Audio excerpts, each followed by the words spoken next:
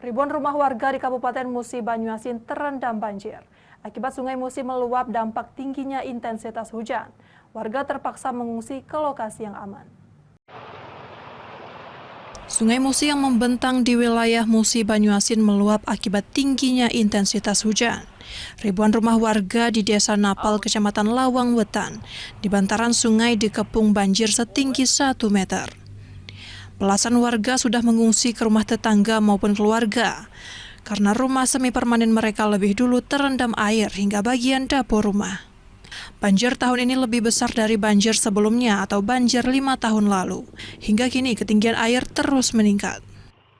Jika rumah kita lah terendam langsung ke dalam ya Pak? Langsung. Baru 3 malam ditunggu. Jadi lah pindah gitu? Lah pindah. Ada tempat ini pengungsian? Tempat pengungsian, tempat anak yang di laut situ. Oh, untuk disiapkan oleh pemerintah lah belum? Belum.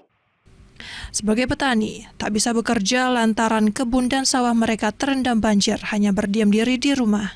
Sementara akses jalan penghubung antar desa masih bisa dilintasi. Dan jika banjir dalam 2 hari masih terus meningkat, diprediksi akses warga akan terputus. Dari Musi Banyuasin, Edi Lestari, iNews melaporkan.